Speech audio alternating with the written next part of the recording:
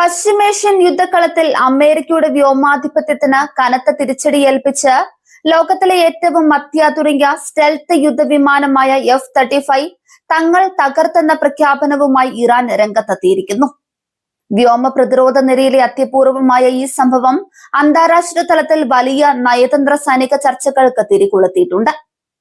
ഇറാന്റെ വ്യോമാതിർത്തിയിൽ പോരാട്ട ദൗത്യത്തിലായിരുന്ന American United States central കമാൻഡിന്റെ F-35 വിമാനത്തിന് നേരെയാണ് ആക്രമണം ഉണ്ടായത്.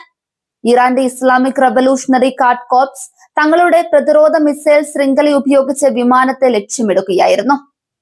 റഡാറുകളെ വെട്ടിച്ചു പറക്കാൻ ശേഷിയുള്ളതിനാലാണ് വിമാനത്തിന് സ്റ്റെൽത്ത് സാങ്കേതിക വിദ്യ എന്ന വിശേഷണം നൽകിയത്.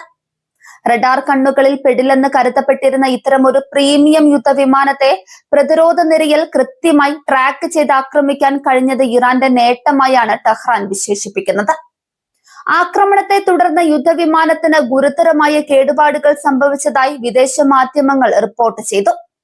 തുടർന്ന് പൈലറ്റ് അടിയന്തര സന്ദേശം നൽകുകയും അടുത്തുള്ള അമേരിക്കൻ സൈനിക താവളത്തിൽ വിമാനം വിജയകരമായി ലാൻഡ് ചെയ്യുകയുമായിരുന്നു. പൈലറ്റ് പരിക്കുകളോടെ രക്ഷപ്പെട്ടുവെന്നും നിലവിൽ അപകടനില തരണം ചെയ്തതായും US സെൻട്രൽ കമാൻഡ് വക്താവ് ക്യാപ്റ്റൻ ടിം ഹോക്കിൻസ് സ്ഥിരീകരിച്ചിട്ടുണ്ട്. എന്നാൽ വിമാനത്തിന് നേരെ വെടിവെപ്പ് ഉണ്ടായോ എന്ന വിഷയം അന്വേഷണത്തിലാണെന്നാണ് പെന്റഗൺ നൽകുന്ന വിശദീകരണം.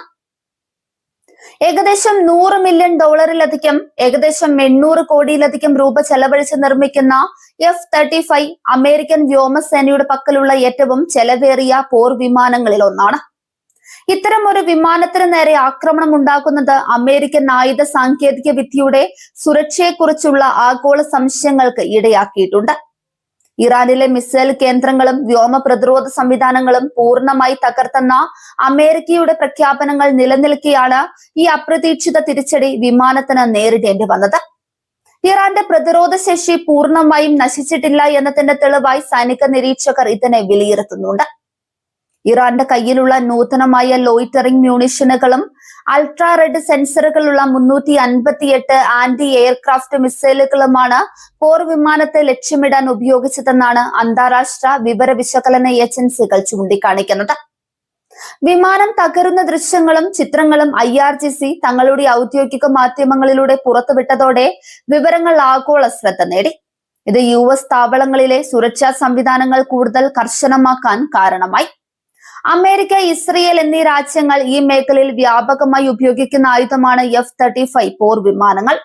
അവയ്ക്കെതിരെ പ്രത്യാക്രമണം നടത്താൻ ഇറാന് സാധിച്ചു എന്നത് US നേതൃത്വത്തിന് ആകാശയുദ്ധത്തിൽ തന്ത്രപരമായ മാറ്റങ്ങൾ വരുത്താൻ പ്രേരണ നൽകും. സംഭവം നടന്നതോടെ പശ്ചിമേഷ്യയിലെ US സൈനിക നീക്കങ്ങളിൽ ജാഗ്രത ഇരട്ടിയാക്കിയിട്ടുണ്ട്.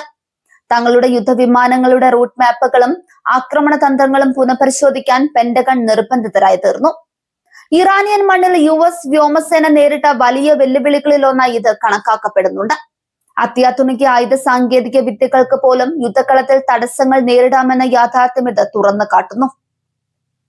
വരും ദിവസങ്ങളിൽ ഇറാന് നേരെ അമേരിക്ക നടത്തുന്ന വ്യോമാക്രമണങ്ങളുടെ വ്യാപ്തിയും രീതിയും മാറിയേക്കാം. കൂടുതൽ നിരീക്ഷണ സംവിധാനങ്ങളും തന്ത്രപ്രധാന സുരക്ഷാ മാർഗങ്ങളും അമേരിക്കൻ വ്യോമസേന ഇനി ഉപയോഗിക്കും.